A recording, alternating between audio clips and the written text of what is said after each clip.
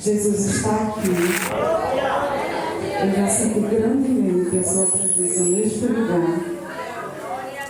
É muito bom, irmão, sentir a alegria do Espírito Santo de Deus.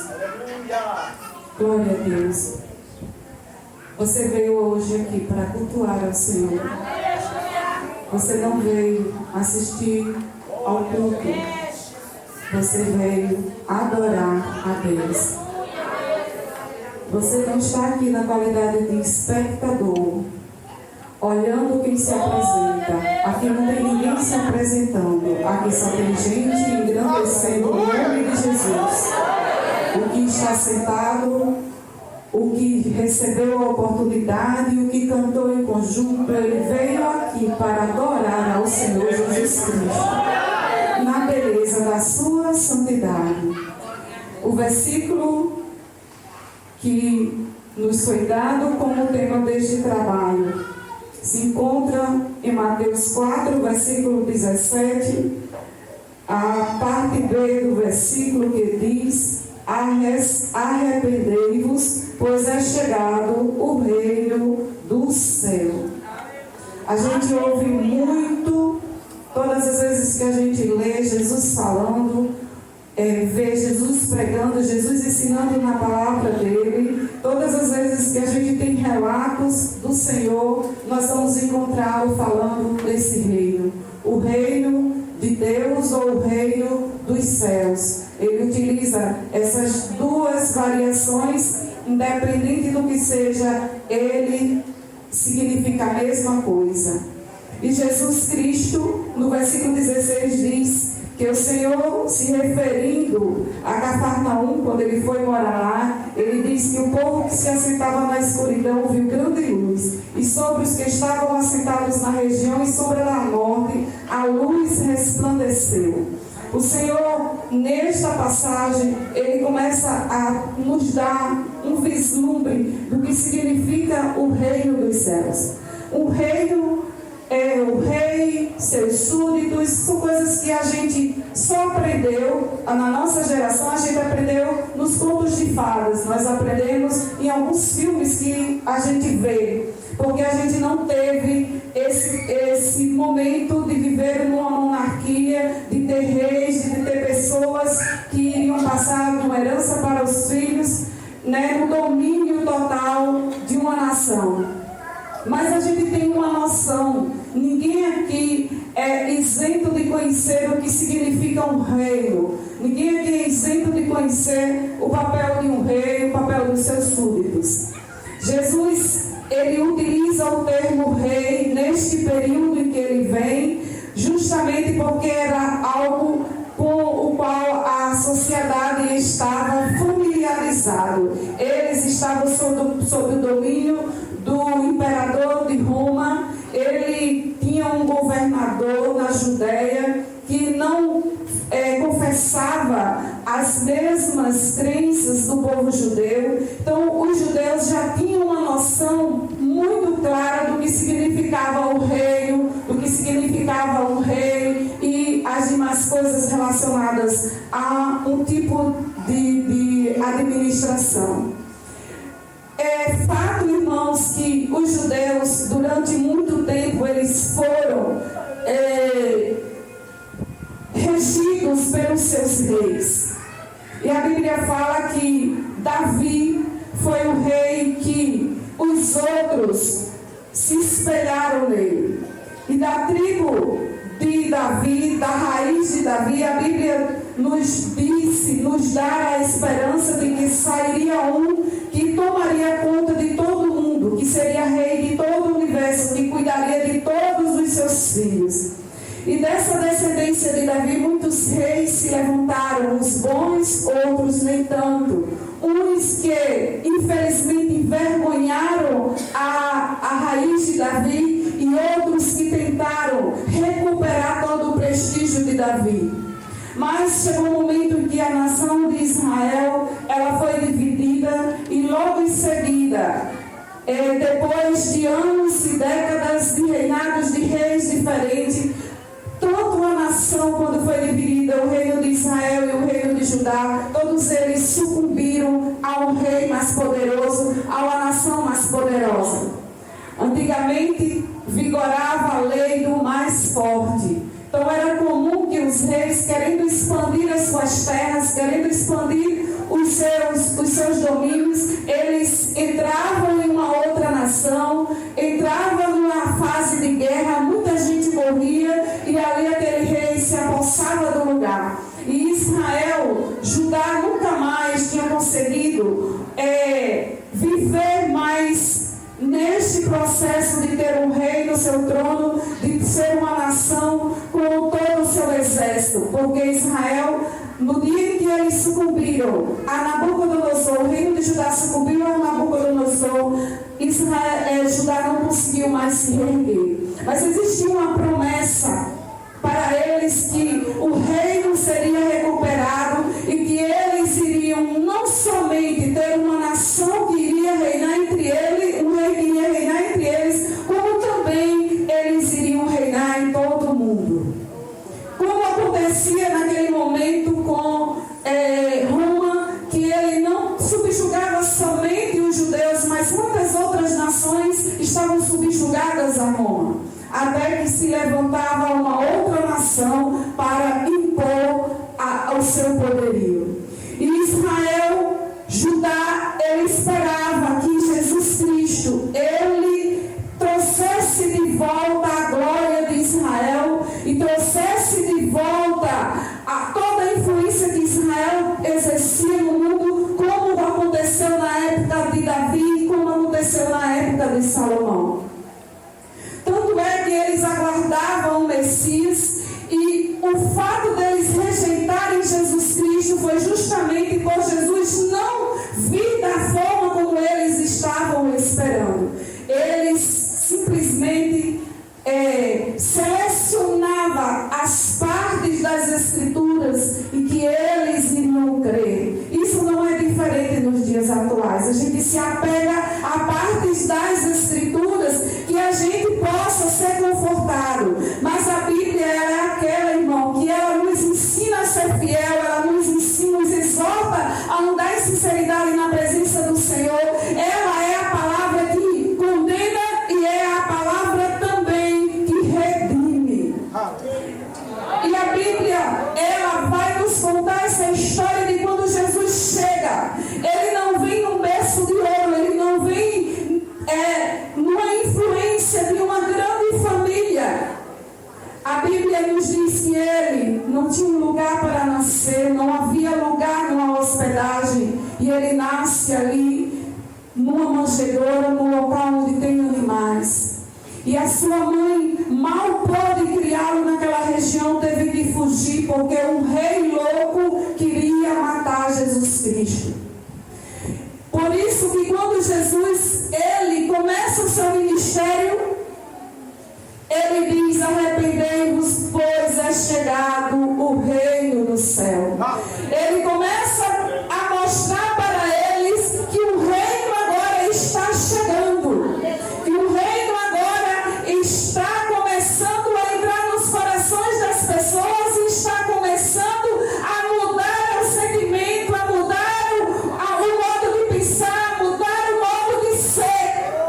Mas Jesus, ele foi rejeitado pela nação de Israel. Por quê? Porque eles queriam um rei que montasse em um cavalo, um rei que reinasse, um rei que cuidasse das suas guerras, que tirasse deles do poderio de Roma, um rei que fosse exaltar a Israel. Mas Jesus, ele não começou a estabelecer o seu reino como um reino material. Ele começou a estabelecer o seu reino como um reino espiritual, um reino diferente, um reino que rei nenhum ainda tinha conseguido fazer, porque era um reino que curava enfermo, era um reino que salvava almas perdidas, era um reino que mudava o entendimento de um homem, que tirava ele da miséria e trazia para os braços do Pai. Mas Israel não estava conseguindo compreender aquilo, porque existia ali um grupo de homens que se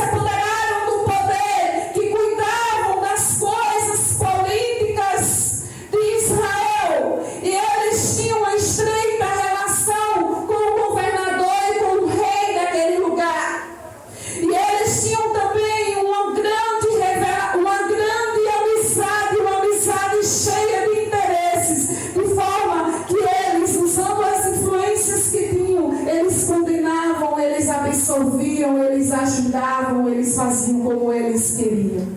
E Jesus foi vítima desse poderio, Jesus foi vítima deste regulamento entre eles. Por quê? Porque Jesus não era como eles queriam que Jesus fosse. Existe sim, irmãos, um grupo de pessoas ainda. Essas pessoas, elas têm no seu coração primeiro o reino terreno. Ela só se alegra com coisas materiais. Ela não consegue olhar para o alto, para o autor e consumador da sua fé. Infelizmente, dentro da casa do Senhor, nós encontramos pessoas que estão servindo a Jesus através de interesses materiais. Hoje o Evangelho passou a circular nos canais de mídia, em todos os lugares, oferecendo para as pessoas riquezas, oferecendo para as pessoas vitória financeira. Não que isso seja errado, mas isso virou o foco principal do Evangelho. Mas Jesus, ele nos ensinou que a gente precisava ensinar o reino dos céus como um reino espiritual que transforma a vida. Os israelitas queriam que o reino que eles estavam esperando, ele fosse cheio sim de poder, como acontecia na época de Moisés, com a manifestação de Deus, com Deus regindo a nação, mas também esperavam que eles tivessem um rei terreno como Davi, que tivesse influência e fosse poderoso. E aí vem Jesus de Nazaré, um rei sem trono terreno. Vem Jesus de Nazaré, um rei sem influência política. Vem Jesus de Nazaré, um rei sem um exército poderoso. Sabe por quê, irmãos? Porque todas essas coisas eles estavam olhando apenas o material. No dia que Jesus foi condenado, que ele iria morrer, e que perguntaram: és tu o rei dos judeus? E bateram no Senhor e disseram: profetiza quem foi que te bateu, dize se tu és realmente o rei. E Jesus disse: se eu quisesse, eu chamaria aqui miríades e miríades de anjos, e que mudaria toda esta situação e me tiraria daqui. Mas eu preciso cumprir algo que o meu Pai me cumpriu. Glória ao meu Jesus, que Ele não desistiu da gente. E a Bíblia, irmãos, diz que este reino que Jesus está agora ensinando para as pessoas só precisava de um critério só. Não precisava ter dinheiro, não precisava ser bonito, não precisava ser inteligente, não precisava de vir de família influente, só precisava tão somente se arrepender dos seus pecados. Este é o critério para entrar no reino dos céus. Marcos, ele utiliza essa mesma passagem, dizendo o seguinte: o tempo está cumprido e o reino de Deus está próximo. Arrependei-vos e crede no Evangelho. É por isso que o crente, para onde ele vai, é com essa Bíblia de lado, porque a Bíblia é um manual de consulta do crente. Para ele saber se ele está sendo aprovado no reino, ele precisa vir aqui para esta palavra e começar a ler e começar a ver o que é que ele está fazendo, que não está agradando ao Senhor. A Bíblia é o Evangelho das Boas Novas registrado para o homem. E nós temos aí, irmãos, a grande oportunidade de fazer parte de um reino celestial. Glória a Deus. E mais interessante ainda é que não foi a gente que escolheu Jesus, foi Ele que nos escolheu para ser povo seu e ovelha do seu pasto. Ele nos lançou um convite, e todos aqueles que ouviram, todos aqueles que viram o convite do Senhor, essas pessoas vieram para os pés de Jesus. E hoje aqui tem um monte de gente escolhida, tem um monte de gente que ouviu a voz do Senhor e está participando desse reino, que é um reino a princípio, um reino espiritual. Jesus, Ele curava os enfermos, Ele ressuscitava mortos, Ele ajudava pessoas que estavam sem esperança, que tinham perdido tudo o que tinha para tentar recuperar a sua saúde. Jesus ajudou essas pessoas. Jesus também, Ele estabeleceu o seu reino, dissipando as obras das trevas. Quando o reino do Senhor foi apresentado para o povo, a Bíblia diz que o inferno, ele passou a ser conhecido, ele passou a ser exposto, e a gente consegue entender que o diabo, que antes operava na surdina, fazendo com que muitas pessoas fizessem as coisas mais terríveis, agora ele é exposto. Por quê? Porque uma luz começou a brilhar no meio da escuridão. E todas as vezes que a gente se aproxima dessa luz, a gente começa a perceber as coisas que estão erradas em nós. Glória ao Senhor Jesus Cristo por isso. E Jesus diz, em Romanos 14, versículo 17, diz assim: porque o reino de Deus não é comida nem bebida, mas justiça, paz e alegria no Espírito Santo. Paulo agora começa a nos ensinar como é que este reino age dentro de nós. Por isso, irmãos, que quando a gente encontra cristão triste, cristão entristecido, cristão desanimado, pessoas que estão pensando em abandonar o reino, porque estas pessoas estão extinguindo o Espírito Santo na sua vida. Mas quando você está cheio da presença do Espírito Santo de Deus, você é aquela pessoa que no meio da tribulação você está louvando e engrandecendo ao Senhor. Quando você está cheio do Espírito Santo de Deus, você tem paz no meio da tempestade, porque é o Espírito Santo de Deus que traz essa alegria dentro de nós. A Bíblia nos fala, irmãos, que os discípulos quando eles eram açoitados, quando eles eram presos, quando eles eram injuriados, eles não vinham reclamar e dizer: mas Senhor, nós estamos trabalhando para ti e as coisas estão começando a dar errado. Não, a Bíblia diz que eles se alegravam, não se sentem parte do reino dos céus. O crente que está cheio do Espírito Santo, porque isto é o reino, é ser cheio do Espírito Santo de Deus. Ele não se embaraça com negócios desta vida. O reino dos céus, ele é, irmãos, paz, ele é alegria no Espírito Santo. Ele também é justiça. O que é justiça dentro da palavra de Deus, nesse contexto de reino? Justiça é uma vida moralmente aprovada por Deus. É aquele que paga quando compra. É aquele que não maldiz os seus filhos. É aquele que aprende a obedecer por amor à palavra de Deus. É aquele que não adultera porque tem amor ao Senhor e não porque alguém está vendo ou deixando de ver.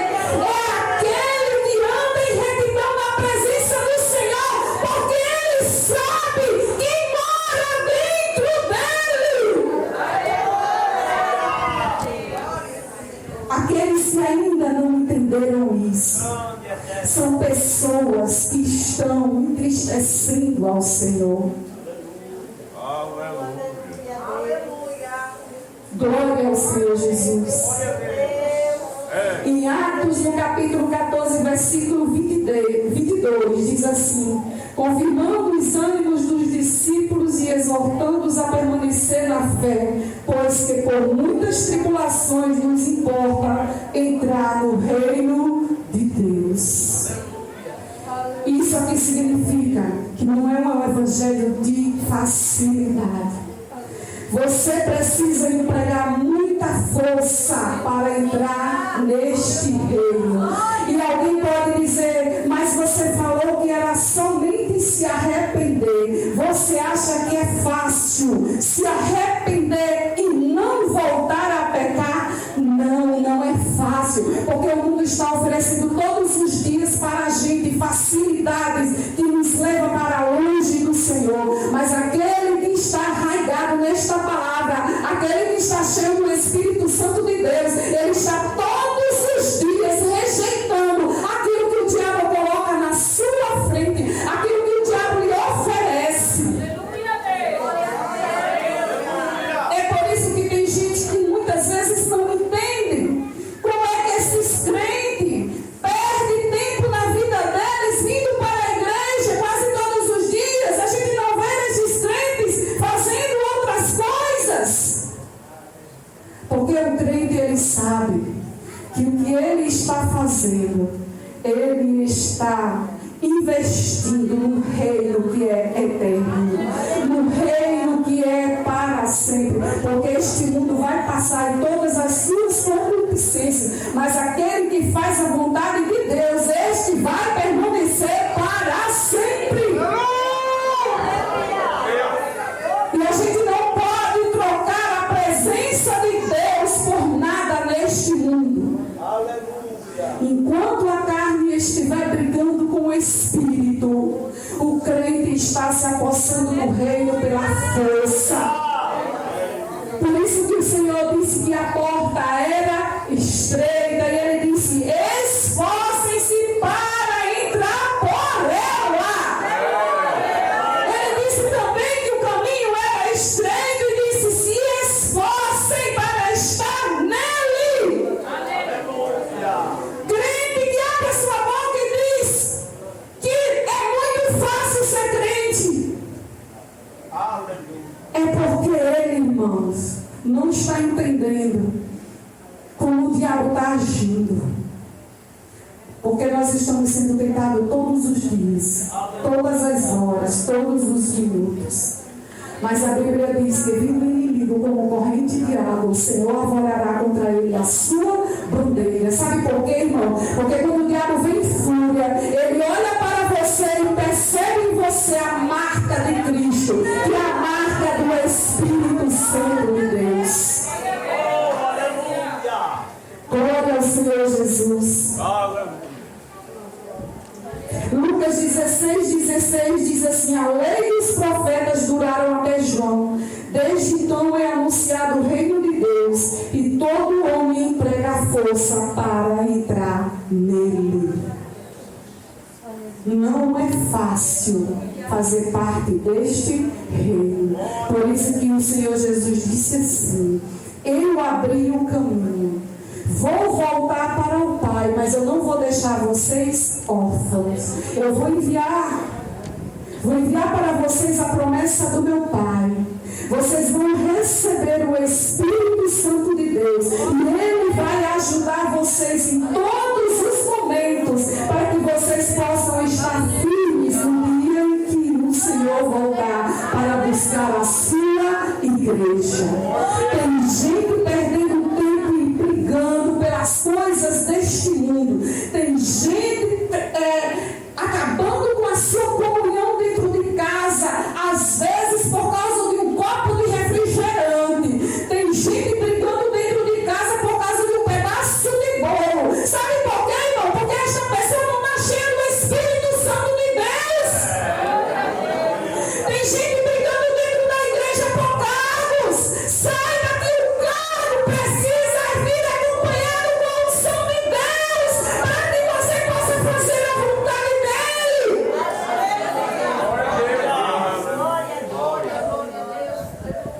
E este reino, ele é tão poderoso que a Bíblia diz que o Senhor nos chamou para ser seremos reis e sacerdotes desse reino. Olha que privilégio. Você não vai ser um mero bobo da corte. Neste reino o Senhor te chamou para reinar junto com Ele. Neste reino você não vai mais saber o que é morte.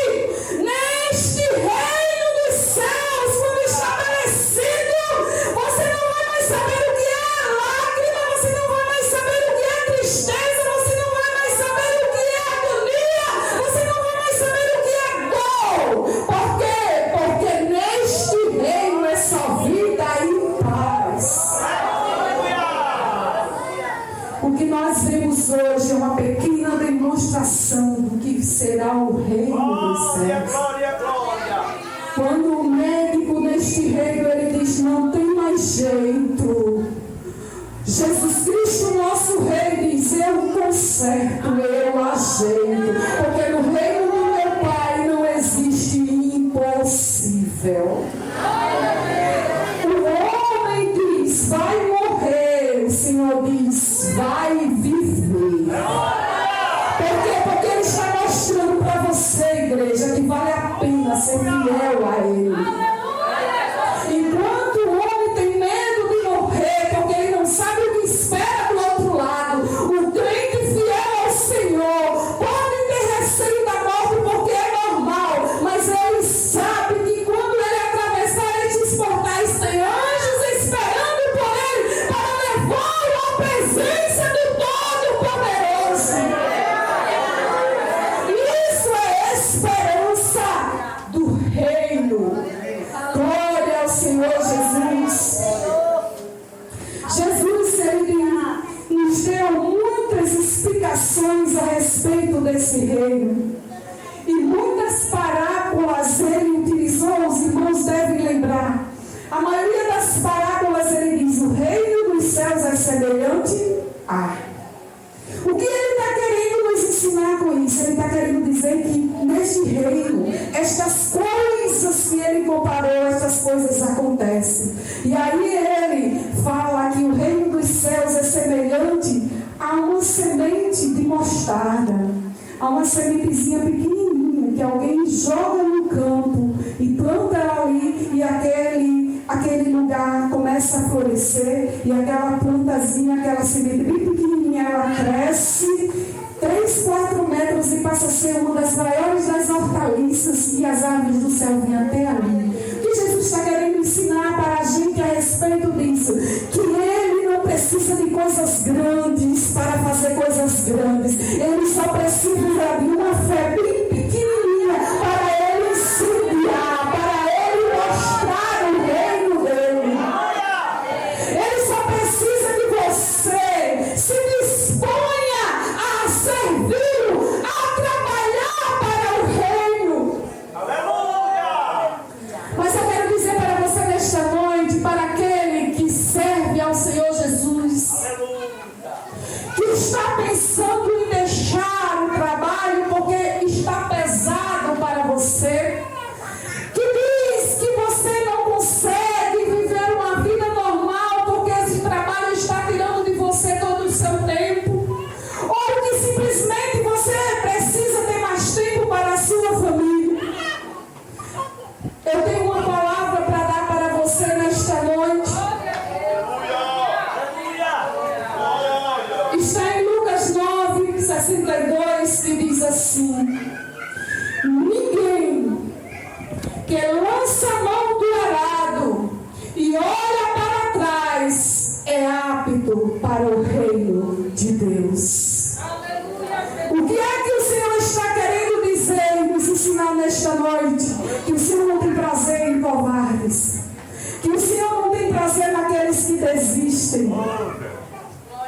Nós precisamos buscar primeiro o reino dos céus e a sua justiça, que as demais coisas vão sendo acrescentadas na nossa vida. Deus vai prover um trabalho, um emprego que você tenha mais tempo para cuidar da sua família, mas não abra mão da obra de Deus. Deus vai prover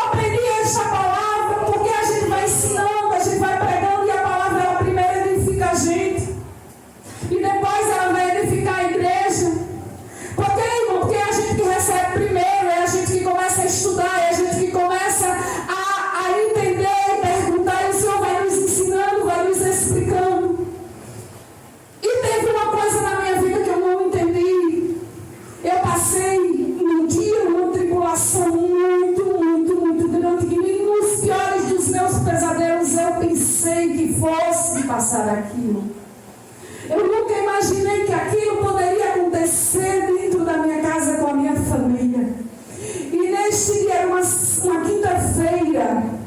Eu não consegui sair para trabalhar nem na quinta nem na sexta-feira, e eu tinha um convite para pregar no domingo no culto de senhoras.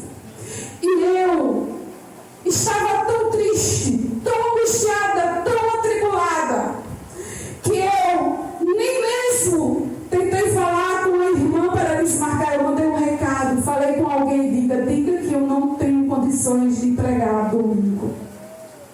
E aquilo ficou no meu coração.